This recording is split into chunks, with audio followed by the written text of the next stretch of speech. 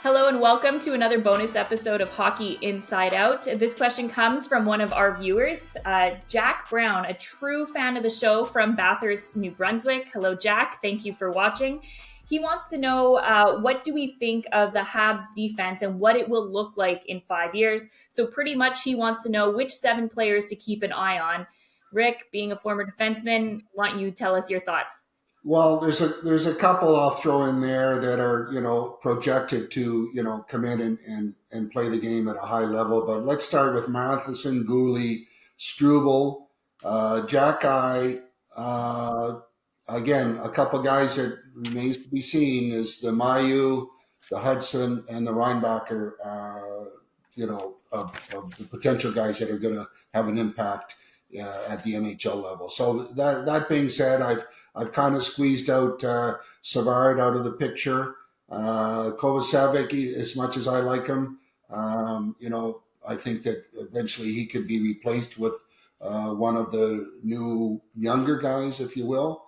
And Barron, I think that he's a guy that they could possibly put in a mix to be traded, even though he did play pretty well for a period of time in Montreal. So that's a good problem to have, is that type of depth at that position with guys that can play, and now they just have to fine tune the chemistry that they have back there so that they can be the best they can be, and all good on that front. They have a good situation to have to deal with. Yeah, listen, Reinbacher, Hudson, guys like that, Mailloux, they got some good guys, and they're gonna play a little bit of chess here at some point and have to make some moves to make room for these guys. But it's a nice problem to have, like Rick said.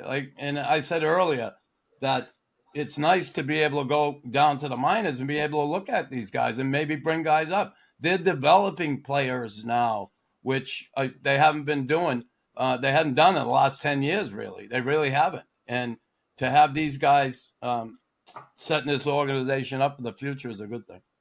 Yeah, as Rick, Matheson, it's hard to predict 5 years down the road. It's hard to predict 2 years down the road. You never know what trades might happen or whatnot. Matheson at that point would be 34. I think by that time the Canadiens would probably traded him away somewhere else. I mean, time will tell, because Matheson's in such great shape and such a great skater that he's at 34. I think he'll still be able to play and still be able to be effective.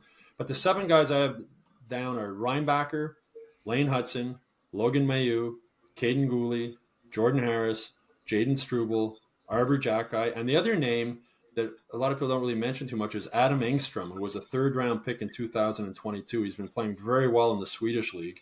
His nickname is Showtime because he's a really explosive and dynamic type of player. How do you say that in Swedish? Yeah, that's a good question. Showtime.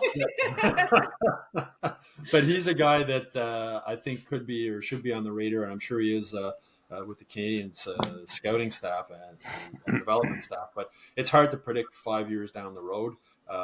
David Savard, 5 years down the road, I think his career will likely be over, and Mike Matheson will be at the tail end of his career. So I don't see those guys in the picture that far down the road. But you're right, Knuckles. They've got a lot of depth on defense. They got a lot of young defensemen coming up. We don't know if Kent Hughes might trade 1 or 2 of those guys to try and get a goal scoring forward, which is something they still lack.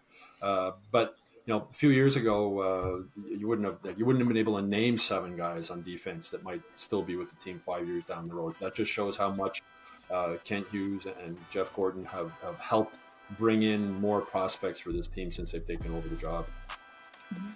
Well, let us know in the comment section below which defenseman you're looking forward to watching over the next few years.